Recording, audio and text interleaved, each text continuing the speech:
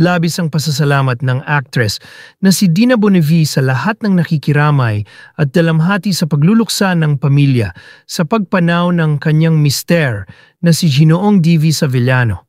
Matatandaan na namayapa si Mr. Savillano noong Enero 7 dahil sa abdominal aneurysm sa edad na 65. Kasalukuyang nakalagak ang mga labi ng opisyal sa Eternitas Chapels and Columbarium sa Quezon City at nakatakda naman ang libing sa January 17 sa Cabugao Cemetery sa Ilocos Sur. Marami nang nagpaabot ng pakikiramay sa pamilya kabilang na ang mga kaibigang artista ni Dina at ilan na dyan ang mga nakasama niya sa serye na sila Wilma, Doesn't, Richard Yap, Chucky Dreyfus, Teresa Loizaga, Melissa Mendez, Ami Austria, Isabel Ribas, Gelda Garcia at ang pinakahuli ay si Carmina Villaruel na makikita ang pag-comfort kay Miss D na labis ang paghihinagpis sa pagpanaw ng mister. Nakaagapay din kay Dina ang kanyang anak na si Danica Soto Katuwang ang mister nitong si Mark Pingris.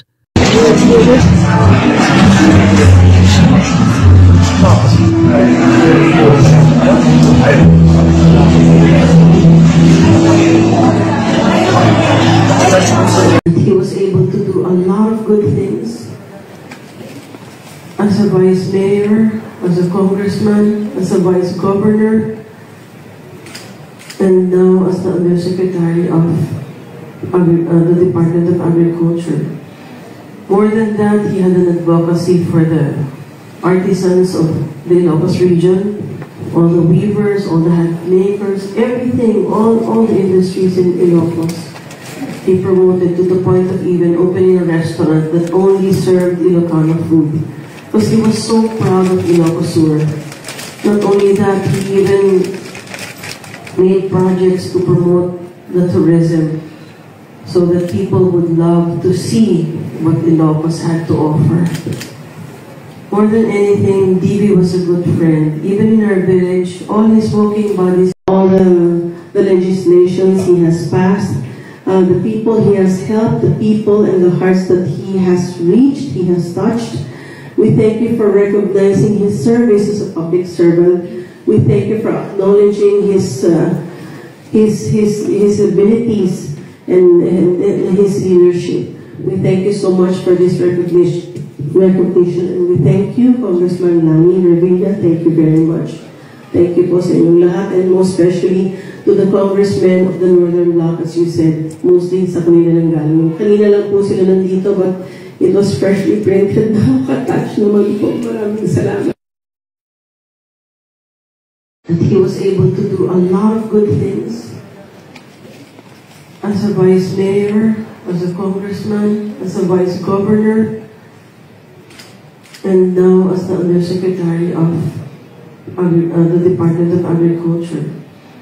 More than that, he had an advocacy for the artisans of the Ilocos region, all the weavers, all the hat makers, everything, all the industries in Ilocos.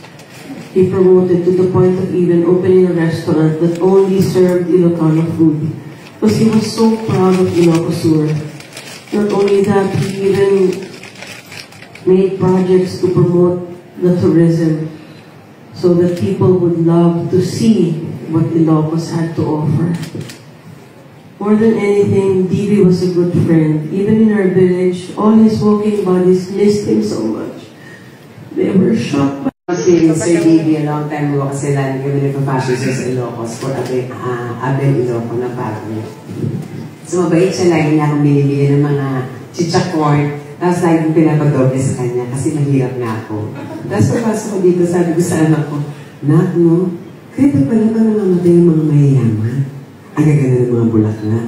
Kaya Miss D, lagi po akong bulaklak na sa lupa. So yung kulay violet ko, maganda pang mayaman.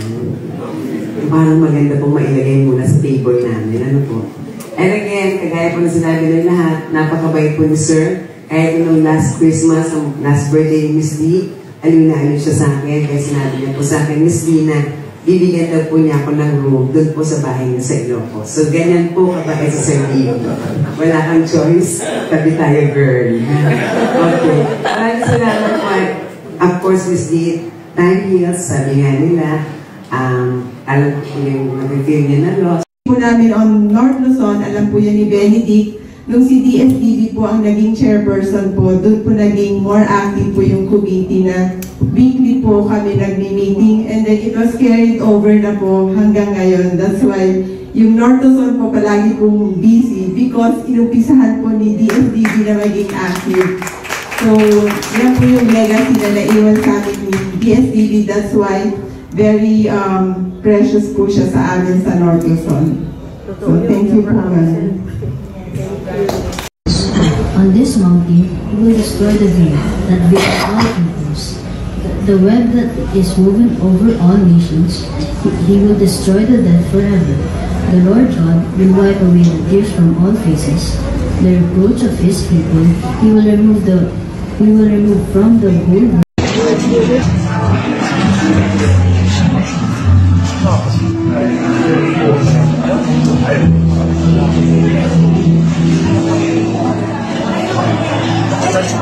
He was able to do a lot of good things as a vice mayor, as a congressman, as a vice governor, and now as the undersecretary of the Department of Agriculture.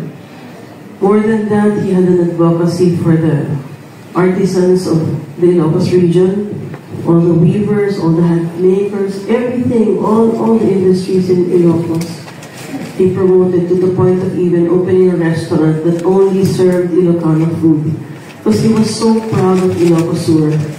Not only that, he even made projects to promote the tourism so that people would love to see what Ilocos had to offer.